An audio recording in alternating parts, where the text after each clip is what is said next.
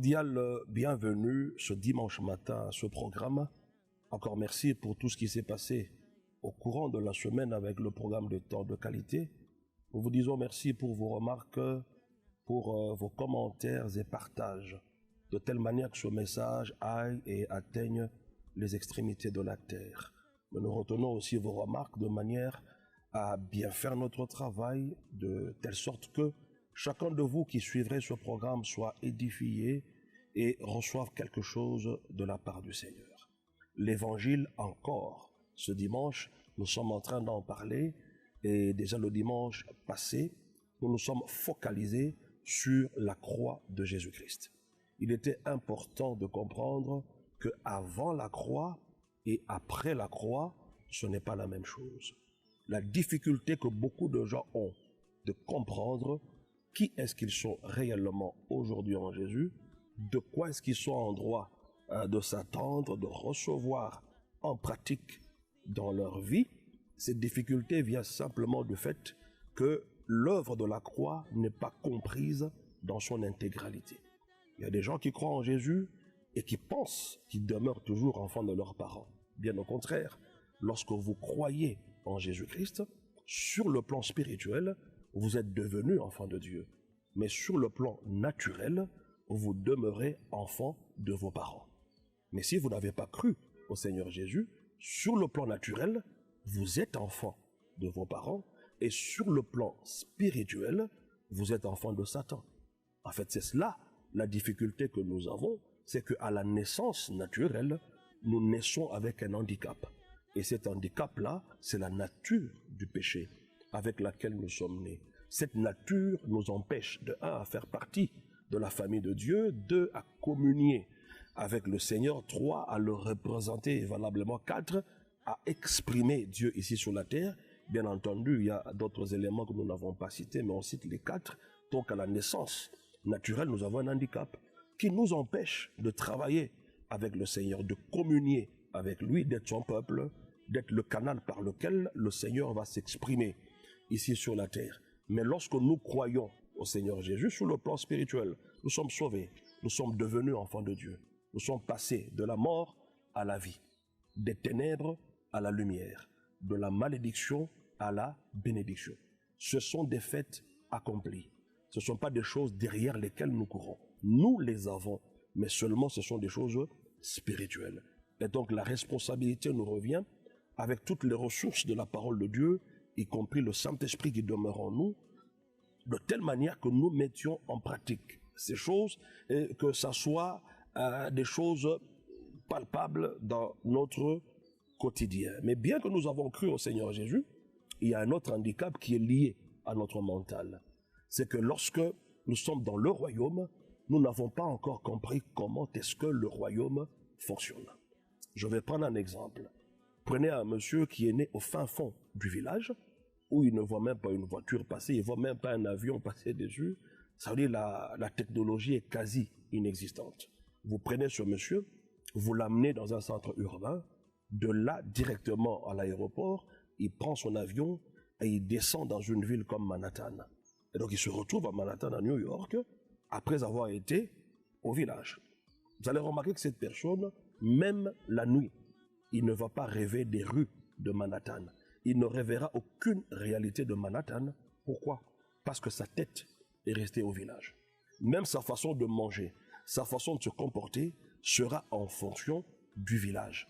Mais bien entendu, il est déjà délivré du village et désormais, il vit dans une belle ville où il y a autant d'opportunités qu'il ne pouvait pas trouver dans son village. Maintenant, qu'est-ce qui reste à cet homme-là? C'est de se familiariser à la vie nouvelle qu'il a trouvée à Manhattan. Comment est-ce que les habitants de Manhattan réfléchissent? Comment ils travaillent? Comment ils vivent? Quelles sont les lois qui régissent la vie à Manhattan, le code de la route, ainsi de suite?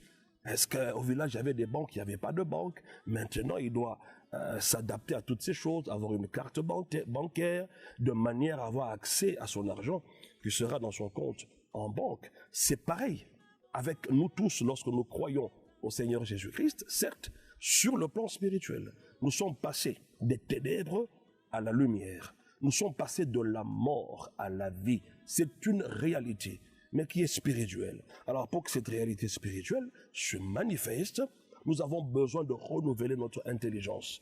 Et la croix en ce moment joue un rôle très capital dans notre vie. Alors si nous mettons de côté la croix, il n'y aura pas non plus de vie transformée. Il n'y aura pas de vie en accord avec ce que Dieu voudrait réellement que nous soyons ici sur la terre. C'est ainsi que vous voyez les chrétiens. Pour plusieurs, ils ont du mal à croire qu'ils sont délivrés en Jésus. Ils ont du mal à croire qu'à la nouvelle naissance, ils n'ont plus de lien de famille. Pourquoi? Parce qu'ils vivent dans un environnement où ils peuvent voir ces choses se manifester dans leur vie. Mais alors qu'en réalité, sous le plan spirituel, ils ne sont plus sujets de toutes ces choses. Alors maintenant, on doit leur apprendre comment vivre dans la vie nouvelle avec le Seigneur Jésus-Christ pour que dans leur conscience, qu'ils commencent déjà à reconnaître que je ne suis plus maudit. Je ne suis plus sous la malédiction. Parce qu'en fait, la Bible déclare, ce que je crois, ce que je crains, c'est ce qui m'arrive. Ce que je redoute, c'est ce qui m'atteint. La plupart des chrétiens ont encore peur de la sorcellerie de leur famille, les envoûtements de leur famille. Mais écoutez, je vous en conjure, mes chers frères, comprenez la vie après la croix, c'est la vie de l'esprit.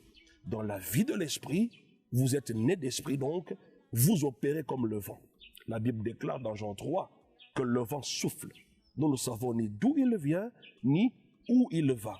Et il en est ainsi de tout celui qui est né de l'esprit. Ça, c'est une leçon magistrale que Jésus a donnée à Nicodème après lui avoir parlé de la nouvelle naissance et de l'identité qui correspond à cette nouvelle naissance. Troisièmement, c'est la marche par l'esprit. Il y a 3 enseignements spécifiques que Jésus a donnés à Nicodème qui échappent à l'Église aujourd'hui. Nouvelle naissance, identité, et cela doit aboutir à un style de vie qui correspond à mon identité et à ma naissance. Le style de vie que je suis censé vivre là, ce n'est pas la vie de la chair et du sang, mais c'est la vie même de Jésus qui commence à se répercuter dans ma vie. Et donc je suis en train d'opérer avec l'esprit de Jésus-Christ. Et nous avions pris l'exemple d'Abraham lorsque Dieu l'a appelé dans Genèse au chapitre 12 et lui dit de sortir de sa patrie, de sortir de son pays et de la maison de son père. Et donc tout ce que Dieu demandait à Abraham, c'était simplement que de sortir de la vie naturelle et commencer à opérer dans un autre niveau de vie. Parce qu'en fait, l'appel de Dieu à Abraham était un appel à la marche par l'esprit. Abraham ne pouvait plus vivre autrement que par la foi. Or, vivre par la foi, c'est vivre par l'esprit. Voilà la vie à laquelle Abraham était appelé. Alors, pour qu'il accède à cette vie, il devait être crucifié de la chair. En d'autres termes, la croix a intervenu. C'était comme l'ombre des choses à venir. Pour qu'il arrive à vivre une vie non pas de la chair et du sang, ça veut dire lié à son lieu de naissance naturelle, lié à son pays, à sa patrie, lié au style de vie qu'il a retrouvé dans la maison de son père. Et donc, Dieu va lui prescrire la circoncision. Et donc, la circoncision était donc cette ombre des choses à venir qui parlait de la croix. Parce que quand on fait la circoncision, il y a le sang qui coule. La circoncision était aussi ce signe d'alliance, d'appartenance à la famille de Dieu. Et aujourd'hui, lorsque vous croyez en Jésus, au travers de l'œuvre qu'il a accomplie pour nous, nous devenons le peuple de Dieu. Ça, c'est un fait, c'est un acquis. Alors maintenant, il faut vivre conformément, il faut vivre conséquemment à ce que nous sommes devenus en tant que famille de Dieu, peuple de Dieu. Nous étions en train de lire Genèse chapitre 17. Il est écrit, on avait commencé à partir du verset 9, que Dieu dit à Abraham, toi, tu garderas mon alliance, toi et tes descendants après toi, selon leur génération. C'est ici mon alliance que vous garderez entre moi et vous, et ta postérité après toi. Tout mâle parmi vous sera circoncis. Vous circoncirez, et ce sera un signe d'alliance entre moi et vous, à l'âge de 8 jours. Tout mâle parmi vous sera circoncis, selon vos générations. Qu'il soit né, ça c'est une précision de taille. Suivez ça attentivement, qu'il soit né dans la maison, ou qu'il soit acquis à prix d'argent, à tout fils d'étranger, sans appartenir à ta race. Ça veut dire même ceux qui n'étaient pas de la race naturelle d'Abraham, Dieu prévoyait déjà que ces gens fassent partie du peuple de Dieu, afin d'hériter au même titre que Israël des grâces et des faveurs de Dieu. Et c'est cela que l'œuvre de la croix est venue accomplir. La Bible parle de l'alliance avec ceux qui sont nés dans la maison d'Abraham. Ça veut dire Israël. Et déjà Dieu prévoyait l'Église qui serait acquise, rachetée donc au moyen du sang que Jésus allait verser. Et quand on parle circoncision, il y a le sang qui est versé. Donc l'Église était déjà prévue de telle manière que nous soyons véritablement appelés le peuple de Dieu. Donc la croix nous permet d'accéder au peuple de Dieu, de devenir un avec le Seigneur. Verset 13, on devra circoncire celui qui est né dans la maison et celui qui est acquis à prix d'argent. Nous avons été acquis à prix d'argent. En d'autres termes, rachetés au moyen du sang de l'agneau. Pour quelle fin? Pour que nous fassions partie du peuple de Dieu, afin que la bénédiction d'Abraham ait son accomplissement dans notre vie. Donc, quand vous croyez en Jésus et que vous croyez en cette œuvre de la crucifixion de Jésus-Christ, vous êtes héritier de la bénédiction d'Abraham. Vous n'êtes plus héritier de la bénédiction de ton grand-père qui est au village. Non. Alors, aussi longtemps que ta tête ne comprendra pas ce qui s'est passé, alors là-dedans, tu vas réfléchir en fonction du vieil homme. Alors que le vieil homme, à la croix, a été crucifié avec le Christ. Le vieil homme, c'est qui? C'est l'homme du péché. C'est l'homme qui est né avec la malédiction de la famille, les liens de famille. C'est cet homme-là qui est né avec les maladies de la famille. Alors cet homme-là, comme il est né sous l'empire du péché, alors tout ce qui s'appelle mal était d'application dans sa vie. Alors le seul moyen qu'il avait, que Dieu avait, pour délivrer le vieil homme, c'était de passer à la croix et de tuer avec Jésus. Et comme je suis mort avec Christ, la Bible déclare que ce n'est plus mon ancien moi qui continue à vivre, mais c'est le Christ qui vit en moi et reproduit sa vie en moi. Mais écoutez, bien que sous le plan spirituel, dans mon esprit donc, que je suis, la vie du Christ y est. Mais j'ai un corps physique. Et ce corps physique, le sang qui coule là, c'est le sang de mon père. C'est ce qui prouve que ce corps est le fils de mon papa terrestre. Et le Saint-Esprit qui habite dans mon esprit, c'est ce qui prouve que je suis enfant de Dieu. Et donc, d'une part, j'ai la vie naturelle, et de l'autre part, j'ai la vie spirituelle, la vie de Dieu. Alors la croix maintenant vient faire quoi?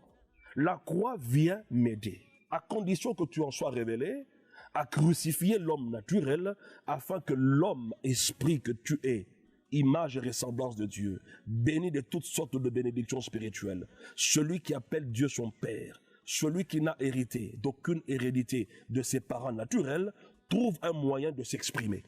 C'est ce qu'on est en train de nous expliquer ici. Abraham, je veux ressortir au travers de toi un type d'homme. Qui sera la personne qui va réaliser mon plan ici sur la terre? Mais pour que tu le réalises, il faut que tu sortes de la vie naturelle. La vie de tes traditions, la vie de la maison de ton père, de ta patrie, de ton pays. Maintenant, tu dois vivre selon le royaume. Et vivre selon le royaume, c'est la vie de l'esprit.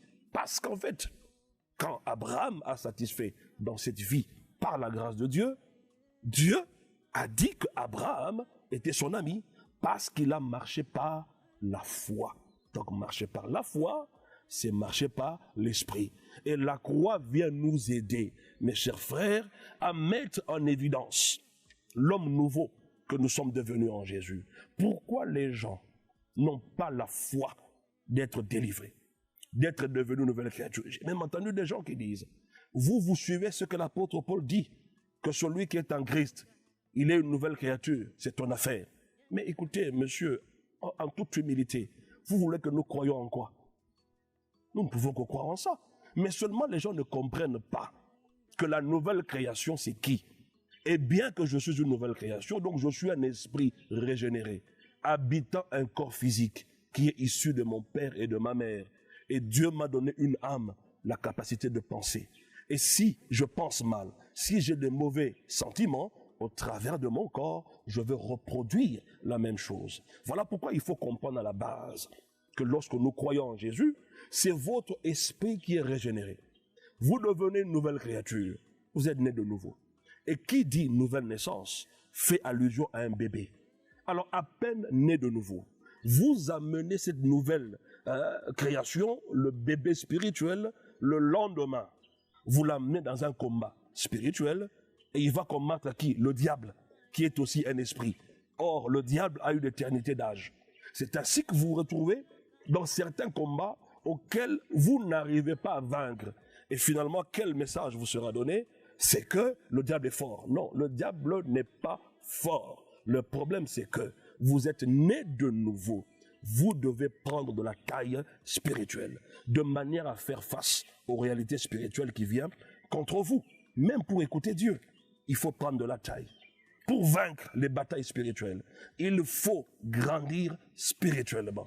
C'est bien beau de parler des batailles invisibles, des batailles spirituelles. Est-ce que prenons-nous soin de ce que nous sommes devenus en Jésus, la nouvelle création? Qu'est-ce que nous donnons à la nouvelle création pour qu'il prenne la taille qu'il faut de manière à vaincre toutes ces réalités-là? Donc il est important de le comprendre.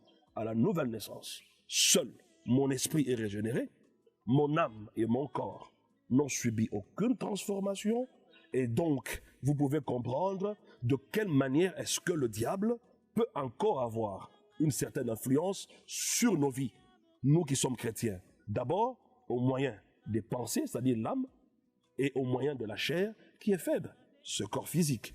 Et donc il faut faire très attention. Alors, que faut-il faire alors par la suite, après que nous sommes nés de nouveau, après la nouvelle naissance? Vous devriez soigner votre âme. Ça veut dire votre système de pensée, là où vous avez vos sentiments, là où vous prenez des décisions. Comment? En vous nourrissant de la parole de Dieu. Romains chapitre 12, verset 2 dit ceci: ne vous conformez pas au siècle présent, mais soyez transformés par le renouvellement de votre intelligence, afin que désigne le but pour lequel vous transformez ou renouvelez vos pensées, ce qu'on appelle en grec métanoïa. Il faut que vous soyez transformés au travers de la parole de Dieu. Pourquoi? Afin que vous discerniez, 1. Quelle est la volonté de Dieu? 2. Ce qui est bon. 3. Ce qui est agréable. Et finalement, ce qui est parfait. Il y a toute une série de choses que vous allez commencer à comprendre progressivement lorsque votre âme est en train d'être transformée. C'est ce qu'on appelle le salut de l'âme. Le salut de votre esprit est instantané. Quand je crois en Jésus, je suis sauvé dans mon esprit. Je suis régénéré immédiatement. Je passe de la mort à la vie instantanément. Ce n'est pas que je passerai. Lorsque vous lisez Jean chapitre 5, verset 24, vous allez retrouver ça. Celui qui croit en Jésus est passé de la mort à la vie, il ne passera pas. C'est un fait accompli. Mais vous devez savoir que votre âme constitue le champ de bataille entre le diable et nous. C'est à partir de notre âme que le diable nous atteint très facilement. Et si je pense mal, je ferai mal. Voyez-vous, si je pense bien, je ferai bien. Mais dans mon esprit, je suis béni de toutes sortes de bénédictions spirituelles. Donc, d'une manière résumée, comprenez ceci. Une vie menée selon la chair et le sang, c'est comme une vie de pesanteur. Vous aurez du mal à percer. C'est ainsi qu'on peut prendre l'exemple d'un avion qui est en train de décoller. L'avion, en décollant, fournit beaucoup d'efforts au niveau de son moteur, de ses réacteurs. Pourquoi? C'est pour vaincre la loi de l'attraction. Et lorsque l'avion va atteindre une certaine altitude, la loi de l'attraction sera minimisée. Et donc l'avion peut facilement naviguer dans les airs. Ça, c'est la vie de l'esprit. C'est pareil avec nous. Aussi longtemps que notre vie se rattache à la chair et au sang, croyez-moi, la vie de l'esprit va couler difficilement. C'est ainsi que nous insistons pour que l'œuvre de la croix soit votre partage en termes de révélation. L'œuvre de la croix vient mettre en évidence l'homme nouveau que vous êtes devenu, la nouvelle création. En quittant la vie naturelle, afin de vivre la vie de l'esprit, ça veut dire la marche dans l'esprit. On parle de ceux de ta maison. Ça veut dire Israël, c'est l'alliance avec Israël, une alliance charnelle. Mais ceux qui sont acquis à prix d'argent, c'est l'Église qui était déjà prévue, elle qui devait être rachetée au moyen du sang de Jésus-Christ. Et donc on va faire maintenant une comparaison parce qu'on a compris que la circoncision n'était que l'ombre de choses à venir, qui représentait aussi dans une certaine mesure l'œuvre de la croix. Alors si vous lisez dans Colossiens, le chapitre 2, il y a quelque chose d'intéressant que nous avons déjà lu dans les sessions précédentes, à partir du verset 9. Colossiens 2, il est écrit « Car en lui habite corporellement toute la plénitude de la divinité. Lui qui, le Christ. » Verset 10. « Vous avez tout pleinement en lui, qui est le chef de toute domination et de toute autorité. » Remarquez bien entre le verset 9 et 10. Nous pouvons glisser là au milieu ceci, parce qu'en lui habite corporellement toute la plénitude de la divinité. Puisque vous avez cru en cette personne-là, en qui la plénitude de Dieu habite, comme il est en vous, et donc le verset 10 affirme que vous avez tout pleinement en Jésus-Christ. On ne dit pas que vous aurez, mais vous avez. Ce sont des faits accomplis. Alors pour vivre ce que vous avez pleinement en Jésus-Christ, c'est la circoncision. Écoutez bien le verset 11, on dit, « Et c'est en lui que vous avez été circoncis, d'une circoncision que la main n'a pas faite, mais de la circoncision de Christ, qui consiste dans le dépouillement du corps de la chair. Ayant été ensevelis avec lui par le baptême, vous êtes aussi ressuscités en lui et avec lui par la foi en la puissance de Dieu qui l'a ressuscité des morts. » On parle du dépouillement de la chair. Pourquoi? C'est ça la crucifixion. Afin que la vie intérieure, celle que vous avez déjà en Jésus-Christ, commence à se manifester. Il n'y a pas de vie spirituelle normale sans l'œuvre de la croix. Il n'y a pas de vie avec le Saint-Esprit sans l'œuvre de la croix. La Pentecôte, c'est comme la réponse de Dieu. Lorsqu'il a été satisfait de l'œuvre de Golgotha, alors il dit, je vous donne mon esprit, afin d'aller témoigner de cette œuvre jusqu'aux extrémités de la terre. Et donc nous devons comprendre qu'en dépouillant le vieil homme, la chair, au travers de la croix, c'est mettre en évidence l'homme nouveau que tu es, porteur de toutes les solutions. Si cet homme-là commence à opérer au travers de toi, c'est alors que tu verras que tu n'as pas de limite. Tu n'as pas de frein. Si limite il y a, c'est lié à votre chair. Ce n'est pas lié aux malédictions. Ce n'est pas lié aux liens de famille. Parce que le lien et tout le reste là, c'est la chair. Et si la chair est crucifiée, tout ce qui est dans la chair va aussi également être crucifié. Et votre vie va s'épanouir. Mais nous ne voulons pas enseigner la croix. Nous ne voulons pas parler de l'œuvre que Jésus a accomplie dans son intégralité. Alors comment voulez-vous que nous ayons des chrétiens transformés? Ça sera quasiment impossible. Alors voyez une image, un exemple qu'on nous montre aussi notamment dans Jean, de ce type d'homme que Dieu cherche. Ce type d'homme que nous sommes en train de vous expliquer. On va lire notamment Jean chapitre 21. Je vais lire à partir du verset 18. Il est écrit, en vérité, je te le dis, quand tu étais plus jeune, tu te saignais toi-même et tu allais où tu voulais. Mais quand tu seras vieux, tu étendras tes mains et un autre te ceindra et te mènera où tu ne voudras pas. En lisant le verset 19, on dit, il dit cela pour indiquer par quelle mort Pierre glorifierait Dieu. C'est vrai que ce texte, ce bout de texte du chapitre 21 de Jean est en rapport avec la mort que Pierre allait subir. Mais allons un peu plus loin. Avec l'aide du Saint-Esprit, comprenons une vérité qui est cachée derrière cette mort. On dit la mort par laquelle Pierre allait glorifier Dieu. Mais quelle est la mort par laquelle toi tu vas glorifier Dieu? Ce n'est pas cette mort-là au travers de laquelle tu seras mis dans un cercueil, enterré sous terre. Ce n'est pas cette mort-là qui va glorifier le Seigneur, mais la vraie mort qui va glorifier le Seigneur au travers de toi sous la terre, c'est la mort du vieil homme. la crucifixion de la chair. Remarquez bien, on dit quand tu étais plus jeune, ça veut dire nouvellement créé en Jésus. Tu étais encore un bébé spirituel. En tant que tel, tu n'avais pas encore compris comment les choses fonctionnent dans le royaume. Tu étais tantôt à gauche, tantôt à droite, mais au fur et à mesure que tu as commencé à grandir. Et lorsque tu vieillis dans cette vie, il y a quelque chose de très particulier là-bas qui s'oppose à la vie de la jeunesse.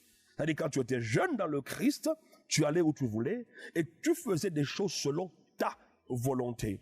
Mais lorsque tu vas vieillir, ça veut dire en crucifiant réellement la chair, la Bible dit ceci: tu étendras tes mains et un autre te ceindra et te mènera où tu ne voudras pas.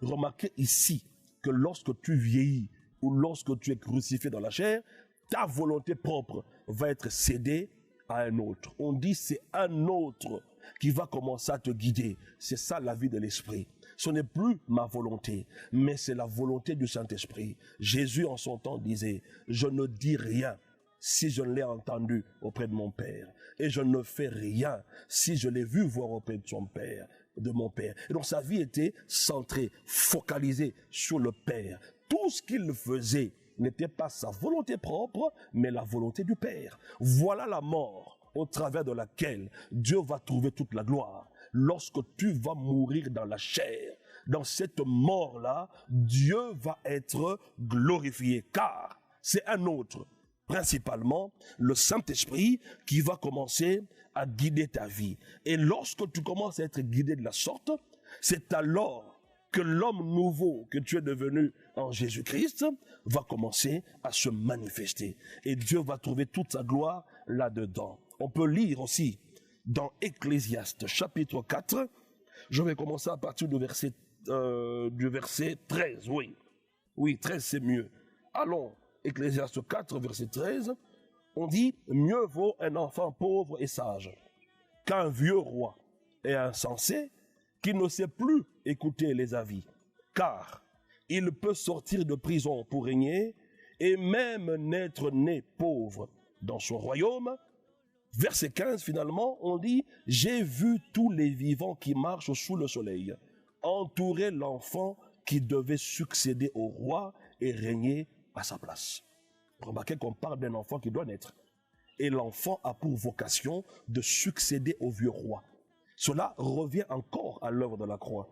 C'est que nous sommes nés sous l'empire du péché, le vieil homme a dirigé notre vie depuis notre naissance naturelle jusqu'au jour où nous avons cru en Jésus et dont nous avons été crucifiés en Christ. C'était la mort du vieil homme, le vieux roi en fait. C'est lui qui a dirigé notre vie dans la débauche, dans les désordres, loin de la volonté de Dieu. On dit que l'enfant qui est né à la nouvelle naissance a la vocation de remplacer, de succéder le vieux roi. Est-ce que vous pouvez remarquer cela? Je reprends 13, on dit: mieux vaut cet enfant-là. Parce que c'est lui qui est porteur de la destinée. C'est lui qui est porteur des plans de Dieu. C'est la vie de cet enfant nouvellement créé en Jésus-Christ qui peut plaire à Dieu, parce que cet enfant vivra par la foi. Mieux vaut donc cet enfant que le vieux roi. On dit que le vieux roi est insensé et il n'écoute pas les avis. Les avis font référence à la parole de Dieu. Et donc le vieil homme n'écoute pas la parole de Dieu. Le vieil homme est insensé. Mais écoutez bien le verset 14, on dit que cet enfant peut sortir de prison. De quelle prison parle-t-on? Mais la prison de la chair. Tu es déjà né de nouveau, n'est-ce pas? Tu es mort avec Christ, le vieil homme est mort. Mais comment tu continues toujours à vivre comme le vieil homme? Tu ne vis pas en nouveauté de vie. C'est ça la prison dans laquelle le chrétien peut se retrouver. La prison de la chair. Pas la prison des malédictions et des liens, mais la chair. Cet enfant de Dieu, la nouvelle création, est déjà en toi. Mais il est en prison. Mais on dit qu'il ne peut sortir de prison. Pourquoi? Pour régner. Même s'il est né pauvre. C'est-à-dire qu'il a l'apparence d'être pauvre. Parce que quand on dit la nouvelle création, les gens ne comprennent pas très bien le contenu, ce que cet homme nouveau est capable de faire avec toi ici sur la terre. Voilà pourquoi les gens le négligent. Il a l'air d'être pauvre, mais et pourtant, voyez-vous s'il arrive à sortir au travers de la crucifixion de la chair et que le vieux roi, l'insensé, qui n'écoutent pas la parole cèdent. Le verset 15 nous dit, j'ai vu tous les vivants qui marchent sous le soleil entourer l'enfant qui devait succéder au roi et régner à sa place. Et donc le leadership de cet enfant se met en place. Et les gens commencent à le suivre parce qu'il est porteur des réponses, il est porteur des solutions. Mais qu'est-ce qui a mis en évidence cet enfant? La nouvelle création, c'est l'œuvre de la croix. Sans l'œuvre de la croix, croyez-moi, il n'y a rien de tout cela. Et on va terminer avec Éphésiens. Nous sommes dans Éphésiens au chapitre 4. Et vous allez comprendre qu'il est très important. Si vous ne comprenez pas la croix, alors vous n'aurez pas la révélation de qui vous êtes. Vous allez vivre en déclarant tous les jours, j'ai la malédiction de ma famille. D'ailleurs, il y a des maladies héréditaires chez nous. Voilà, notre grand-père a fait ceci. Voilà pourquoi on n'évolue pas. C'est parce que vous n'avez pas compris l'œuvre de la croix. Éphésiens chapitre 4. Je commence à partir du verset 20. Il est écrit, mais vous, ce n'est pas ainsi que vous avez appris Christ. Si du moins vous l'avez entendu, et si conformément à la vérité qui est en Jésus, c'est en lui que vous avez été instruits à vous dépouiller. Encore une fois, vous dépouiller de quoi? Du vieil homme. Il faut crucifier la chair. Verset 22. Eu égard à votre vie passée, du vieil homme qui se corrompt par les convoitises trompeuses. On se dépouille eu égard, c'est-à-dire par rapport à ce que vous étiez, le vieil homme, l'homme du péché, l'homme de tous les problèmes de votre vie. Nous devons nous dépouiller de lui. C'est lui qui se corrompait par des convoitises trompeuses. Et le verset 23 dit, à être renouvelé dans l'esprit de votre intelligence. Renouvellement de l'intelligence, 24. Et à revêtir l'homme nouveau, créé selon Dieu dans une sainteté et une justice que produit la vérité. Nous sommes devenus une nouvelle créature, mais nous devons nous revêtir de cet homme nouveau. Ça veut dire, ce qui est à l'intérieur doit se manifester à l'extérieur. Comment? Par le dépouillement. Dépouillement égale crucifixion, égale circoncision selon l'ancienne alliance. Alors dites-moi, comment voulez-vous avoir la puissance en mettant l'œuvre de la croix de côté? Voilà pourquoi on dit que la prédication de la croix est une puissance. Parce qu'en ce moment-là, il n'y a plus la chair qui vient intercaler, mais c'est le Saint-Esprit qui se met à l'œuvre, en train de mouvoir et en train d'accomplir des grandes choses dans vos vies. Mes chers frères et sœurs, vous avez compris que l'œuvre de la croix vient mettre en évidence la nouvelle création que vous êtes. Je vais terminer avec la version Parole vivante. Il est écrit à partir du verset 20. Pour vous qui êtes entrés à l'école du Christ, ce n'est pas ainsi. Vous qui êtes entrés à l'école de Christ, ce n'est pas ainsi que vous avez appris à vous conduire. Dans sa parole, vous avez reçu sa voix. Vous avez perçu sa voix et compris ce qu'il est. À travers l'enseignement que vous avez reçu, c'est lui qui vous a instruit. Vous avez reconnu en Jésus la vérité incarnée et personnifiée. Verset 22. Si donc vous avez reçu le véritable enseignement chrétien, vous avez appris qu'en communion avec lui, vous devez quitter les vieilles hardes de votre ancienne manière de vivre. En communion, c'est ça l'enseignement chrétien. Si vous avez vraiment reçu un enseignement chrétien, on le reconnaîtra au travers du travail que la croix va opérer sur votre vieil homme, votre chair. On dit que tu dois mettre cet homme-là en évidence. On dit, vous dépouillez de votre vieux moi d'avant votre conversion. Vous devez vous dépouiller de lui. L'homme qui vous a connu dans les boîtes de nuit, courir les femmes, les hommes, mentir, escroquer, cet homme-là est déjà mort. Mais l'ombre de cet homme-là demeure encore au travers de cette chair. Alors la croix de Jésus, on ne la prêche pas seulement pour nous rappeler que Jésus était mort à la croix, mais on prêche la croix comme une force de vie et de mort. Ça veut dire, je suis mort au péché et je vis maintenant à nouveauté de vie. C'était là votre vieille nature qui allait à la ruine, se corrompant sous la poussée des désirs séducteurs, en suivant les illusions décevantes, qu'engendraient les passions. Il faut que l'inspiration de vos pensées soit renouvelée. que votre cœur soit transformé et toute votre attitude mentale et spirituelle changée. 24. Finalement, on dit, habillez-vous de neuf, mettez les vêtements propres de la vie nouvelle, dont Dieu a créé le modèle à son image. Cette vie se manifestera par la vie juste et sainte que produit la vérité. Habillez-vous d'habits neufs. C'est ça la nouvelle création. La nouvelle création n'a pas de péché. Voilà pourquoi quand on dit tu es un saint en Jésus, il faut l'accepter. Tu n'es pas saint par rapport à ta chair, mais tu es saint par rapport à l'homme nouveau que tu es devenu. Que Dieu vous bénisse, mes chers frères. Et ma prière est que le Saint-Esprit vous illumine de manière à comprendre avec précision ce que la croix est capable de faire dans vos vies. Elle peut transformer vos vies de manière à être des instruments dont Dieu va se servir dans ce siècle dans le nom de Jésus-Christ. L'enfant nouveau-né que vous êtes a une destinée, a un ministère, a quelque chose à faire, et pour qu'il paraisse et que le monde commence à suivre cette nouvelle création, que son leadership soit affranchi, soit établi, vous devez comprendre l'œuvre de la croix. Laisse que les bénéfices de la croix marchent avec vous dans le nom de Jésus-Christ. Je vous bénis ainsi et vous fixe rendez-vous la fois prochaine et que Dieu vous bénisse. Tongo etana utuenda yayananga naibozana